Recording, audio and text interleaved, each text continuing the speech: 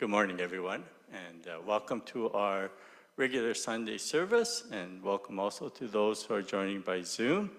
I hope it seems like the weather's going to hold out, so we'll begin this morning's service with a moment of silent meditation, followed by the recitation of the name of the Buddha or Nembutsu. So if you could just sit quietly and contemplate on your breathing. Thank you.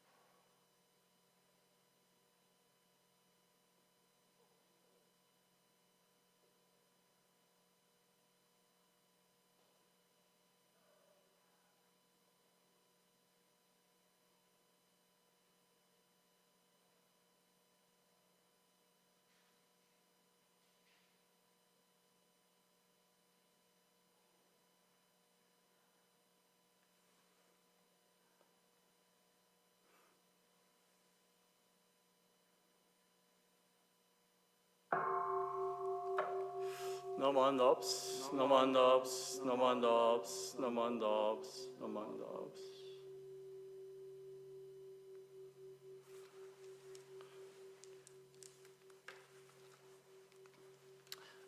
Next, we're going to be reading together the Homage and Three Treasures.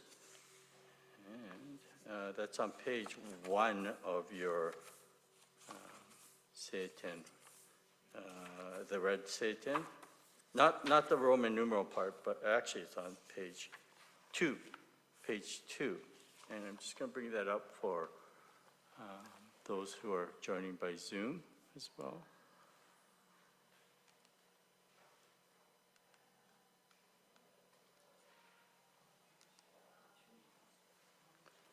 If you've not picked up a red Seiten, if you can make sure you have one, we'll be using the red Seiten today.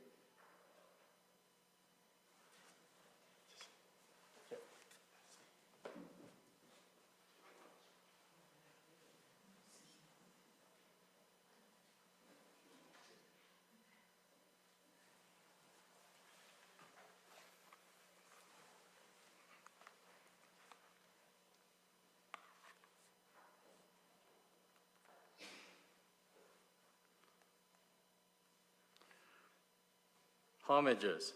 Hard it is to be born into human life. Now we are living in it. Difficult it is to hear the teachings of the Blessed One.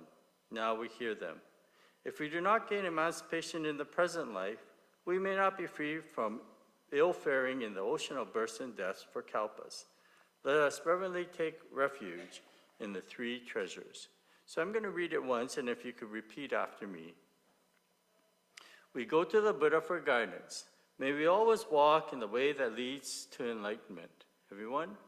We go to the Buddha for guidance. May we always walk in the way that leads to enlightenment. We go to the Dharma for guidance. May we always walk in the way that, may we be submerged in the depth of the teachings and gain wisdom as deep as the ocean. Everyone? We go to the Dharma for guidance. May we be submerged in the depth of the teachings and gain wisdom as deep as the ocean. We go to the Sangha for guidance. May we all with one accord live the life of harmony in the spirit of oneness, free from the bondage of selfishness. Everyone? We go to the Sangha for guidance. May we all with one accord live the life of harmony in the spirit of oneness, free from the bondage of selfishness. Even through myriads of kalpas, hard it is to hear such excellent and profound teachings. Now we are able to hear and receive them. let us try to understand Tathagata's teaching. Namo Amida Butsu. Namo Amida Butsu. Namo Amida Butsu. So next we're going to be doing the sutra chanting. I'm actually throwing a little curveball to those who are joining by Zoom. We are not chanting the Juninai as I had sent out to everyone, but we are going to be chanting Gassho to Amida. And in the Red Seiten, it's on page 123. I'll explain afterwards why we're chanting Gassho to Amida. But so we're going to be chanting this Gassho to Amida.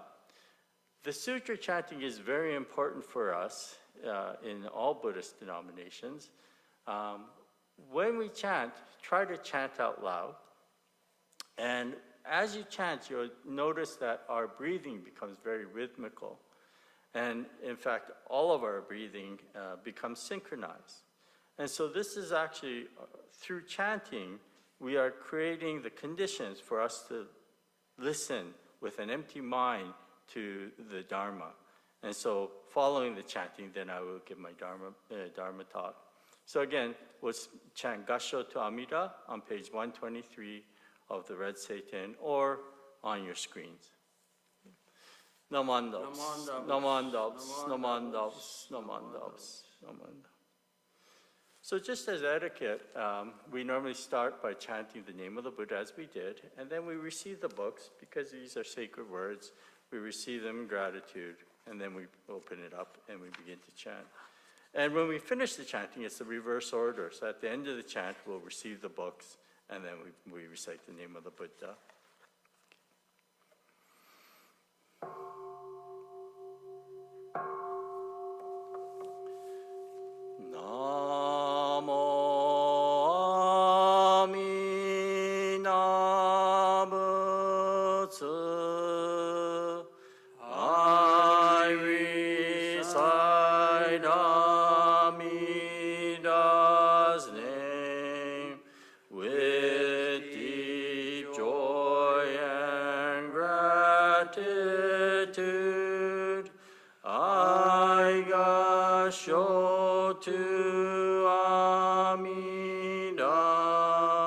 Trees and grasses and flowers all grow in great compassion.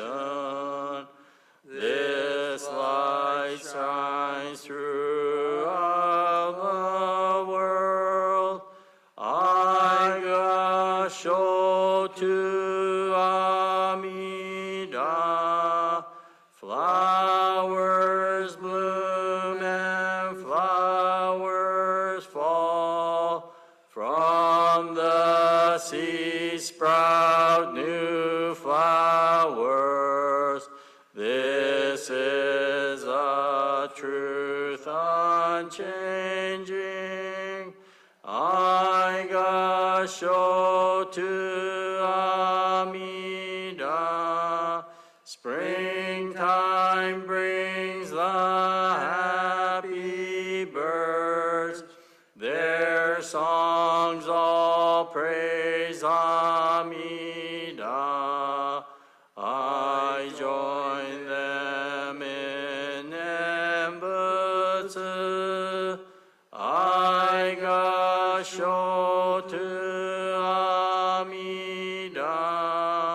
When I call Amida's name, it's Amida calling me.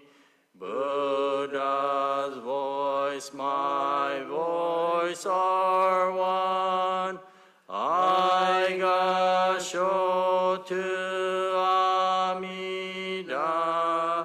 When I'm lonely, I recite Namo Amida Butsu.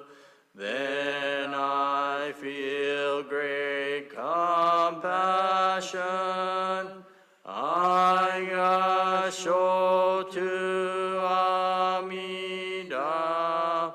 Nembutsu in work and play.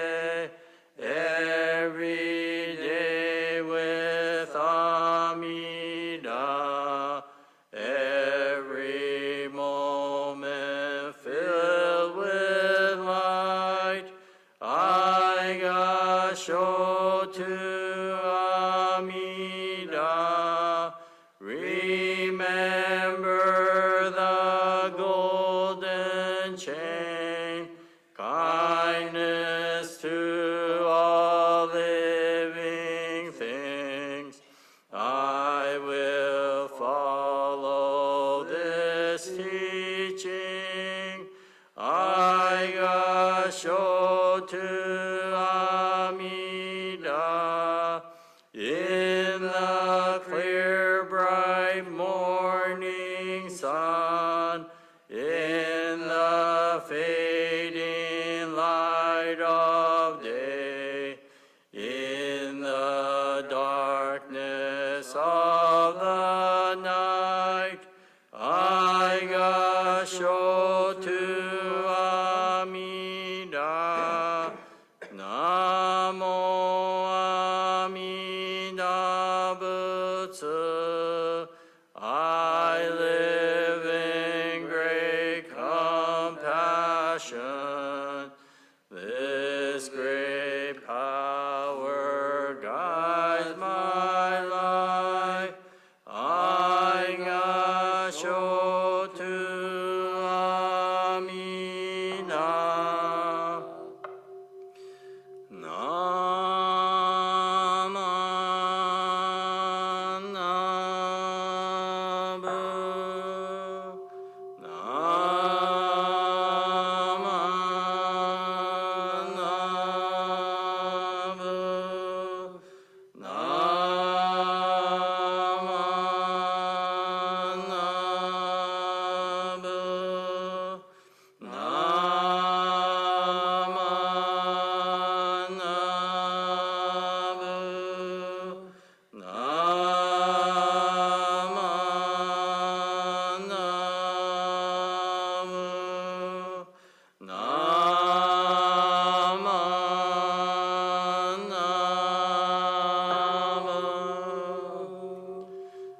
The virtue of Amida's vow is shared equally by all, together attaining awakened mind. We are born in the land of peace. Namandops, namandops, namandops, namandops.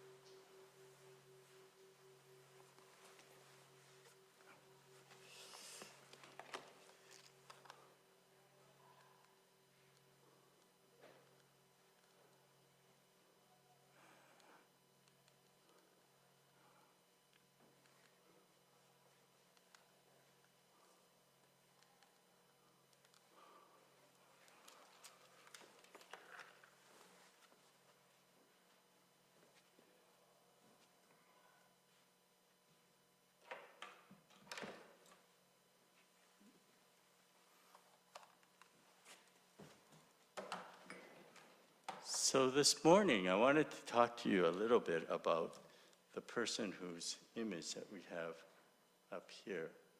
I believe I've introduced him before. Do you recognize this person?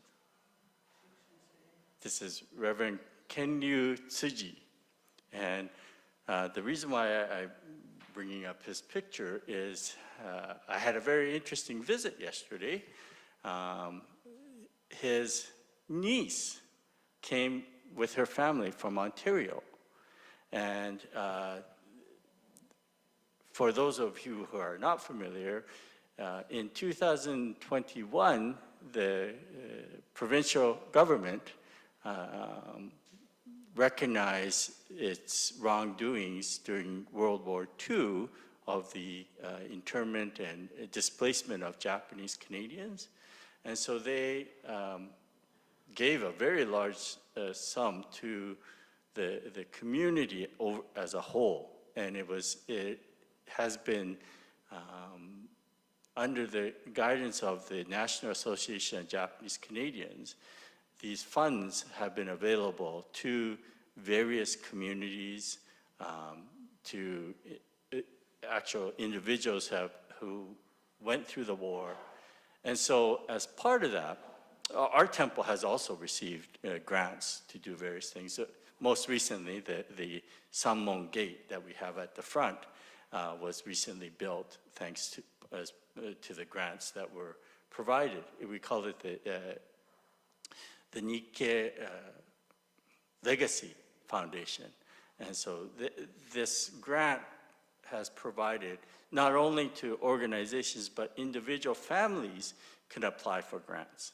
And so Reverend Tsuji's niece and her family applied for a grant in order to come back to BC to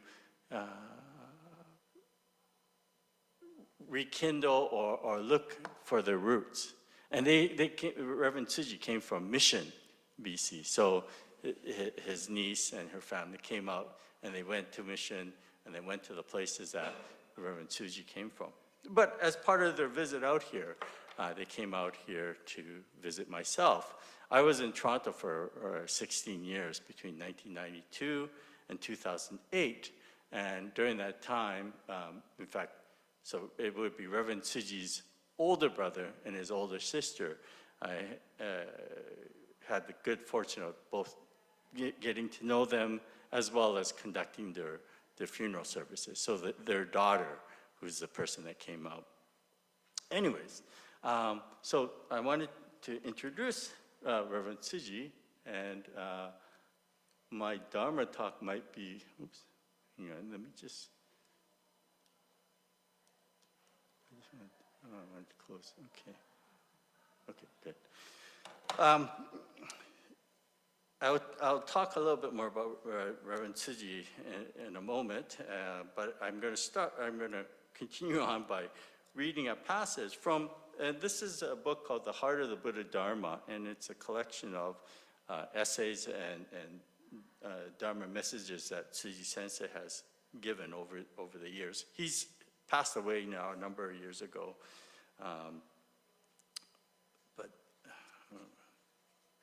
but I'm going to read this passage. It is a little bit long, but Oso eko, genso eko. The waters of the river all flow on to reach the wide expanse of the sea. In time, the water evaporates and becomes clouds, and when cumulus clouds are saturated with moisture, it is released to return to the surface of the earth as rain. The raindrops that fall from the skies sustain the life of all living things, from the tallest redwoods to the tiniest insects that crawl on the ground. I believe that this cycle is analogous to the dynamic cycle of human life. When the body is buried in the ground, it becomes the soil in which other living things grow. When the body is cremated, the smoke rises to the heavens and the molecules of gas enter the atmosphere, which all living things breathe. We humans are so attached to the body, we think that death is the absolute end. Death is only the dissolution of the physical body. Death is the end of the physical existence, but not the end of life. In reality, it is the beginning of a great interaction with the universe. Further, human life is more than physical energy. It is moral and spiritual energy. Released upon the world, this influence continues to operate throughout the universe. How many times have we read the words of the Buddha and other masters and found an unending source of inspiration, comfort, strength, and a practical guide to living?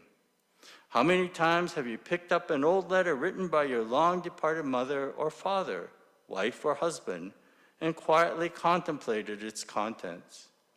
That person's karmic energies or the person's dharma, their visions, dreams, activities, words, and thoughts will continue to exert their powerful influence on the minds and hearts of those who knew them. Every human life is a source of the energy of compassion stored in the depth of its innate Buddhahood.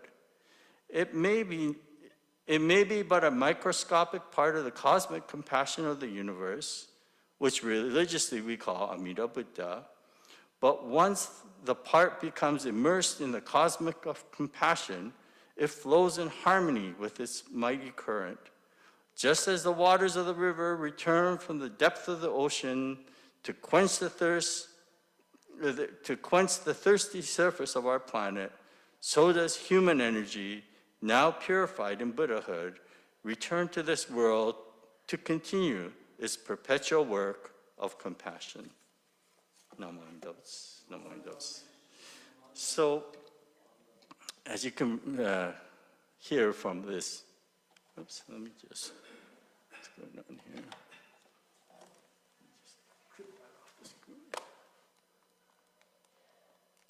Okay.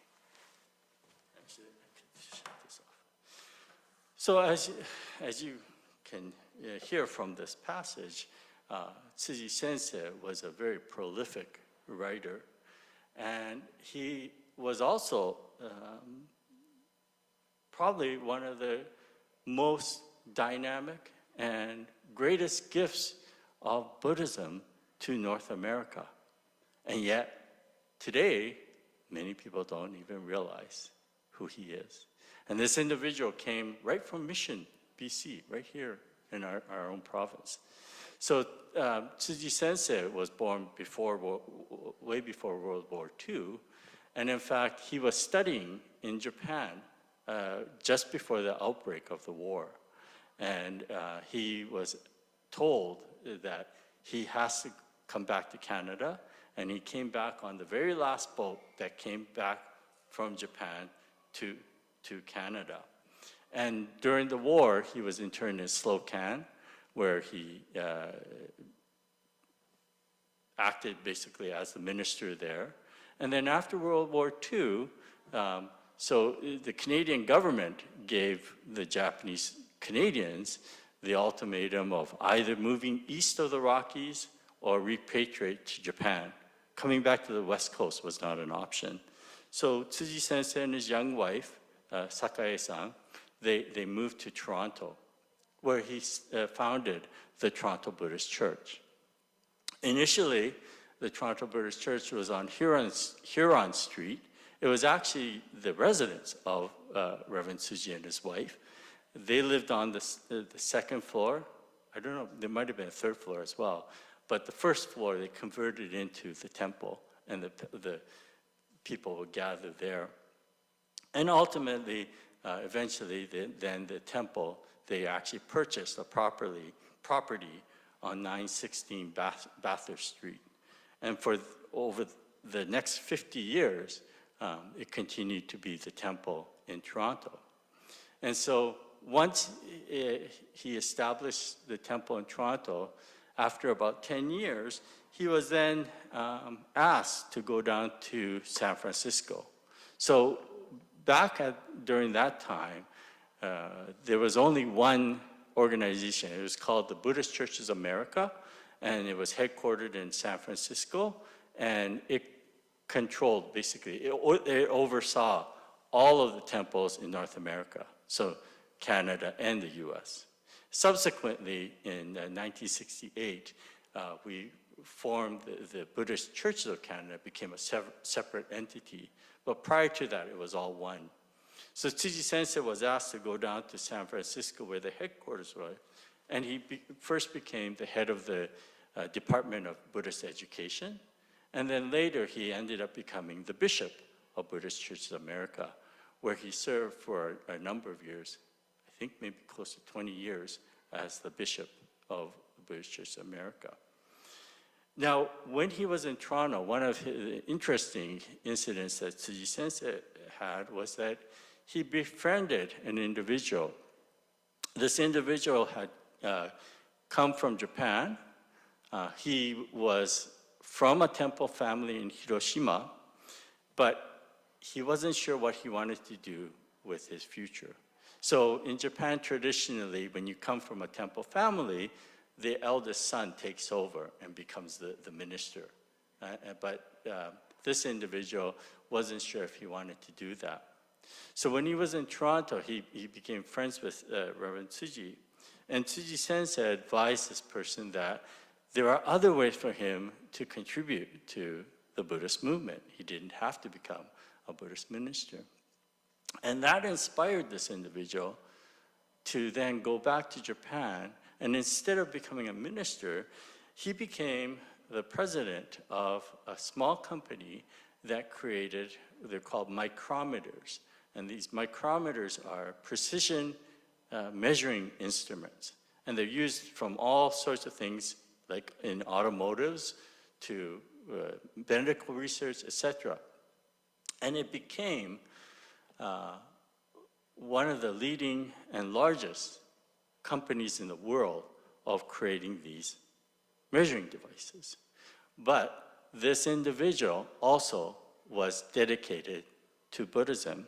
So what he did was, with his company, a certain percentage of the profits, he created a foundation called the Buddha Dendo Kyokai, or Bukkyo Dendo Kyokai, or Buddha Dharma Foundation. And this company went on, or this foundation went on to do great work. And in fact, some of you may have seen the orange-covered books, The Teaching of Buddha. That was produced by this Buddha Dharma Foundation. One of their mandates was they were trying to get it into all the hotels, like the Gideon Bible. Okay? So, but this Buddha Dharma Foundation also went on to sponsor many different activities. And so when Tsuji Sensei retired from being the bishop of the Buddhist Church of America, one of his aspirations was to have, he felt, having presence, Buddhist presence in Washington, D.C. was very important.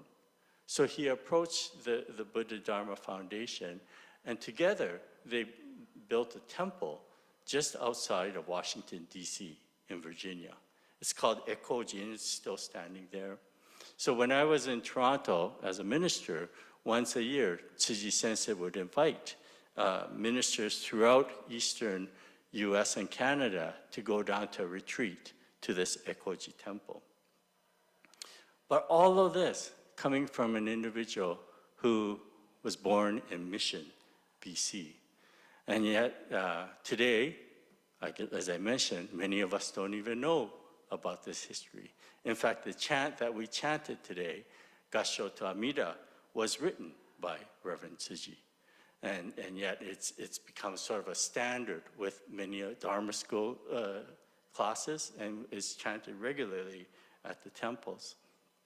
And so the point I wanted to make here was that, as Tsuji Sensei mentions in his passage, is that our existence is really a small microcosm of the universe. Yet that energy continues to inspire those who follow after us. Even though we don't know the individual, even though we don't know the history, that's not the point. By living to the fullest in the present, there's a rippling effect in the future. And so even though Tsuji Sensei's name may not be known as well as it was before, his ripple still affects us.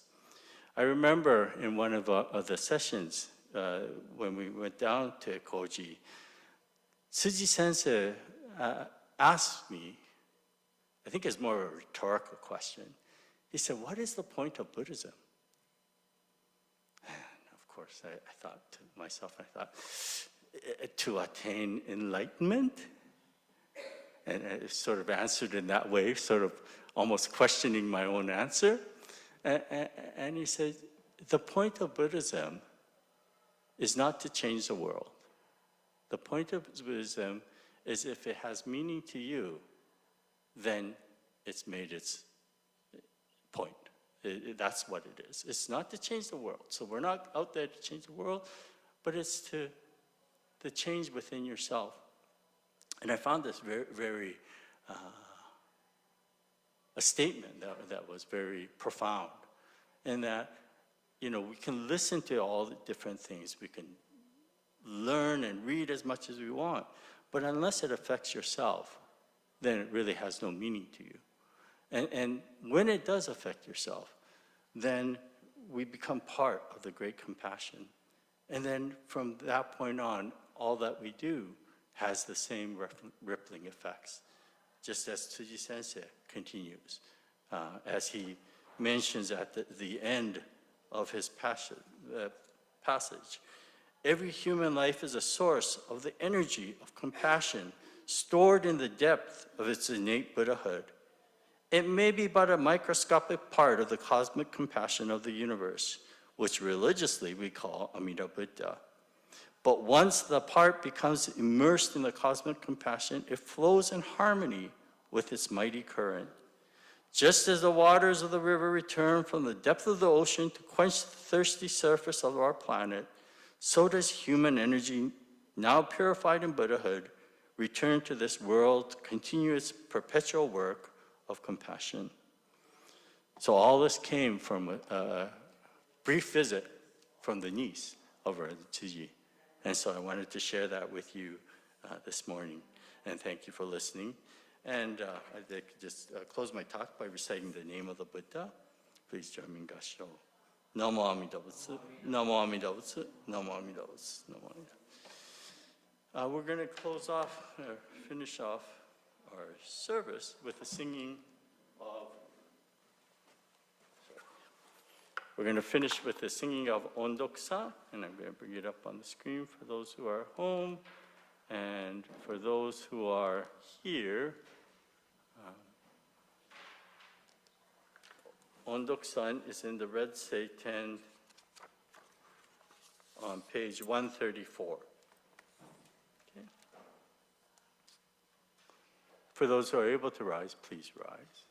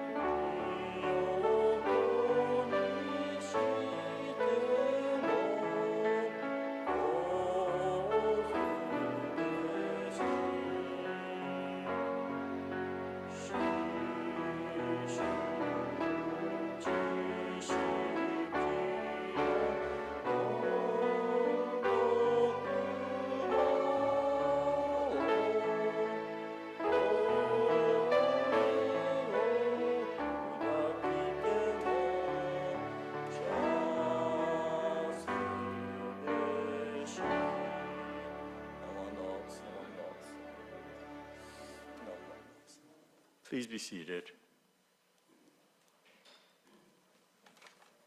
Okay.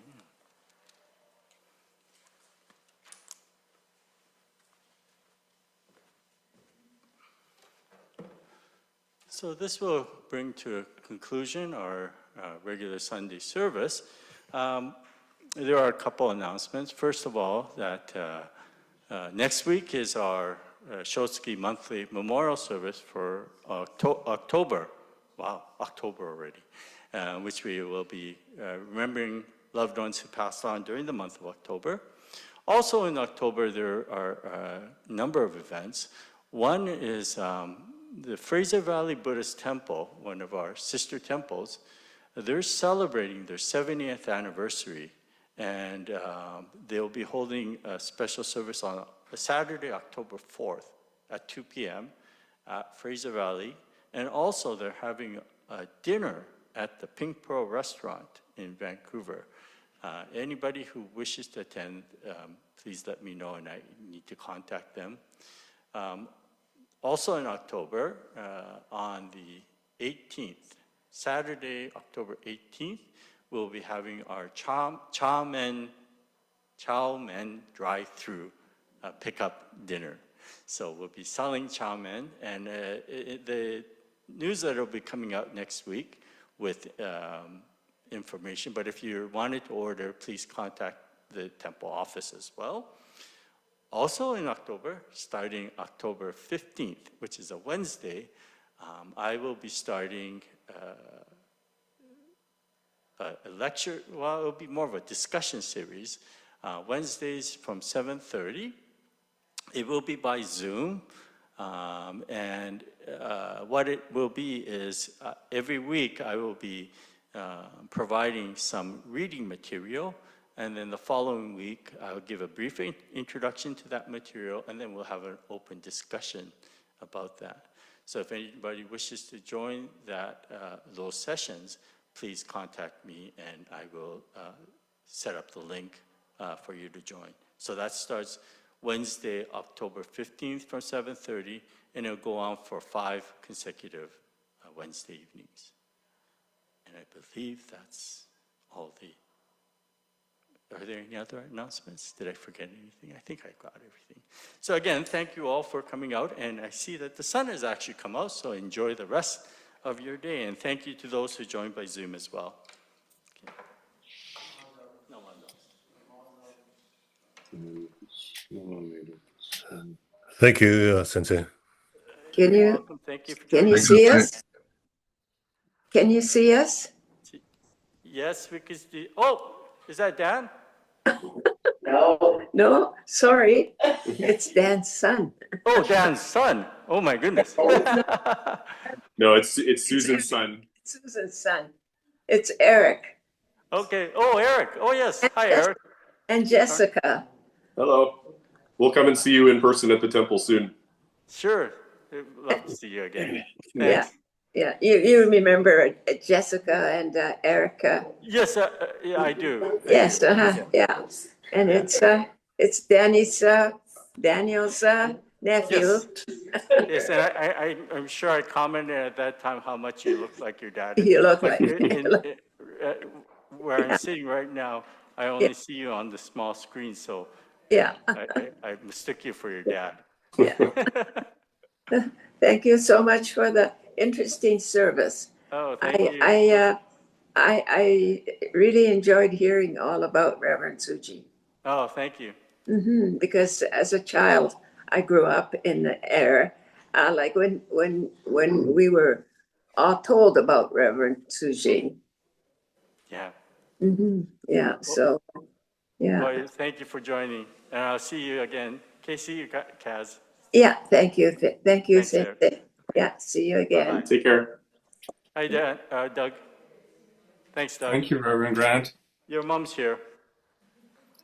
Way to go, Mom. Okay, see you, everyone. Bye-bye.